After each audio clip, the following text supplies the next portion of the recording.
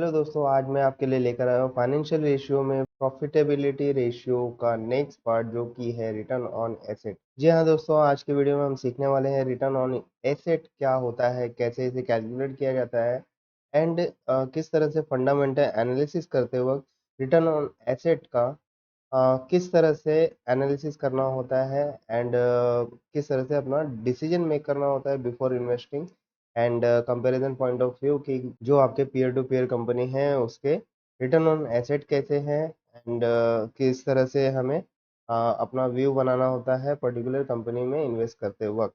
तो आज की वीडियो में ये सारी चीज़ें कवर करने वाले हैं, तो एंड तक बने रहिएगा, बहुत ही इंटरेस्टिंग वीडियो बनने वाला है।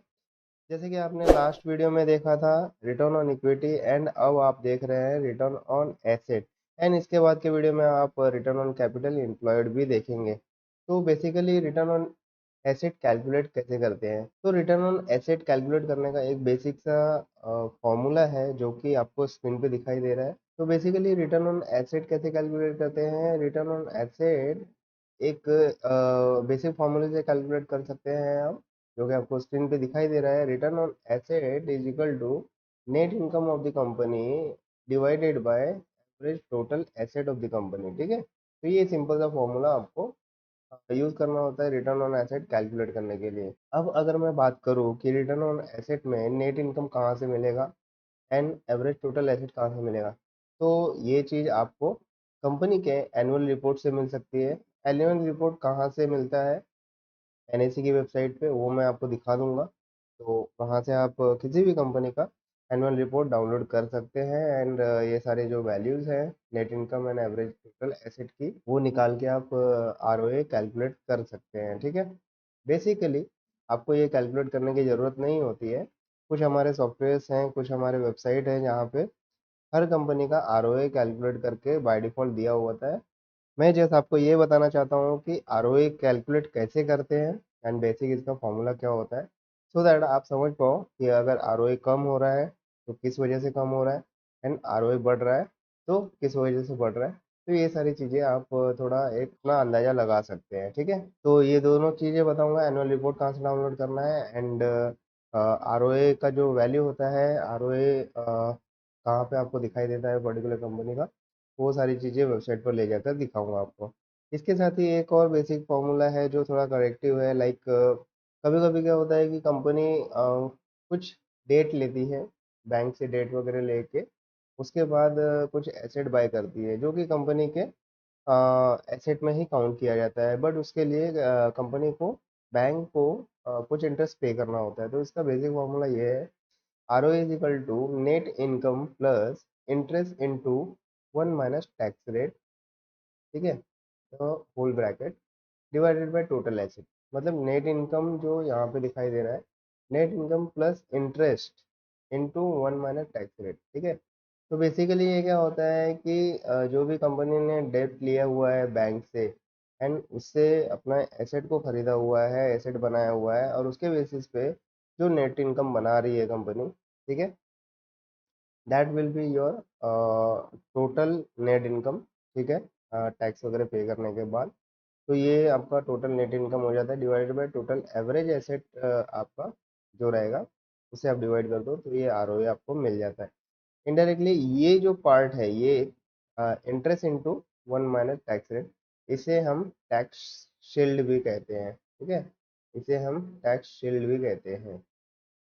तो बेसिकली ये जनरल इन्फॉर्मेशन है आपके लिए। ठीक है, तो जो भी आपका नेट इनकम रहे कंपनी का एंड इंटरेस्ट जो कंपनी पे कर रही है, ये सारे के सारे डेटा आपको एनुअल रिपोर्ट में मिल जाते हैं। कंपनी का जो एनुअल रिपोर्ट होता है उसमें आपको ये सारे डेटा मिल जाते हैं। अब ये एनुअल रिपोर्ट डाउनलोड कैसे करते हैं, तो ये वेबसाइट पे ले जाकर आपको दिखाता हूँ, एनएसए की वेबसाइट पे ले जाकर आपको दिखाऊंगा। एंड इसके साथ ही आरओए डायरेक्टली आपको कंपनी का आरओए जो है पिछले कुछ सालों का या करंट ईयर का, तो वो सारी चीज़ें आपको डेटा कहाँ पे मिलती है वो भी आपको दिखाता हूँ। तो चलिए एक छोटे से एग्जांपल से समझने की कोशिश करते हैं कि आरओई के बेसिस पे फंडामेंटल एनालिसिस करते वक्त किस तरह से अपना व्यू बनाना होता है। तो जैसे कि पिछले स्लाइड में आपने बात किया कि आरओए जो होता है net income divided by average total asset.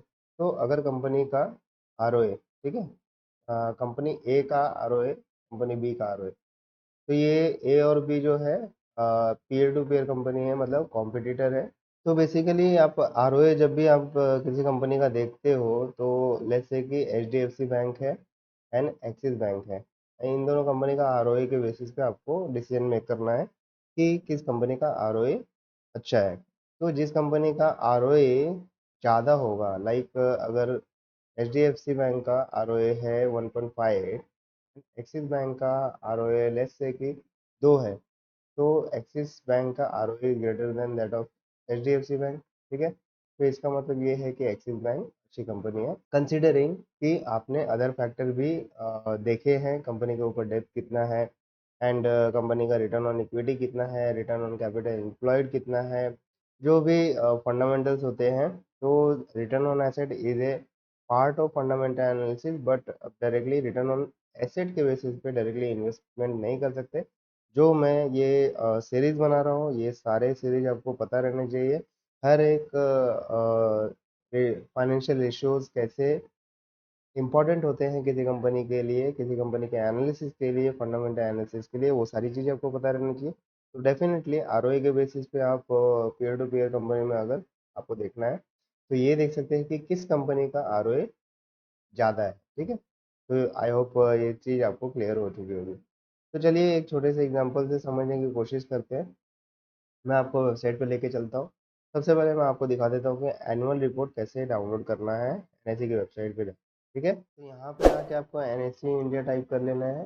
NSC India आपने टाइप कर लिया। एनएससी के वेबसाइट पे जाना है। यहाँ पे भी आपको एनुअल रिपोर्ट दिख रहा था।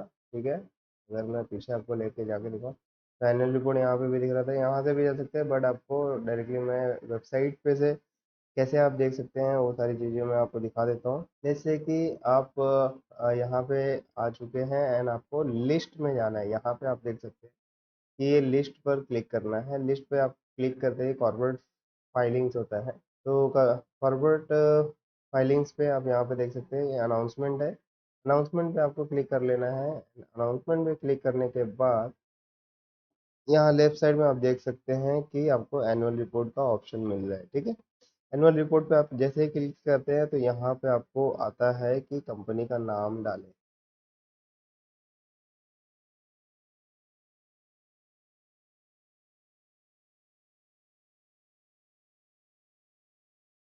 एंड जैसे कि आप यहाँ पे देख सकते हैं कि टाटा मोटर्स लिमिटेड का एनुअल रिपोर्ट है, यहाँ पे दिखाई दे रहा है। ये आप क्लिक करके डाउनलोड कर सकते हैं और आपको इस तरह से एनुअल रिपोर्ट टाटा मोटर्स का मिल जाएगा।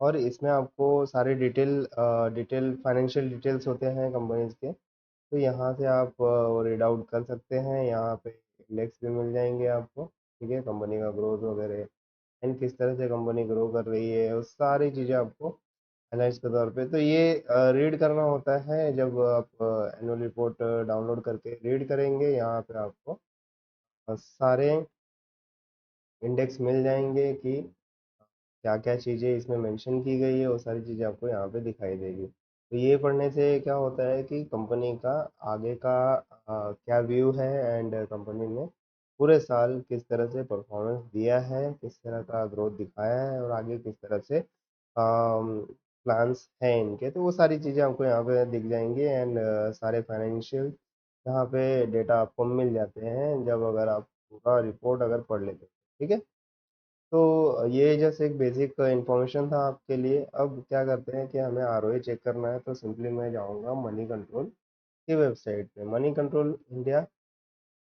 के वेबसाइट पे जाता हूँ, यहाँ पे क्लिक करता हूँ एंड मनी कंट्रोल का वेबसाइट आ गया। यहाँ पे सिंपली मुझे टाइप करना है टाटा मोटर्स।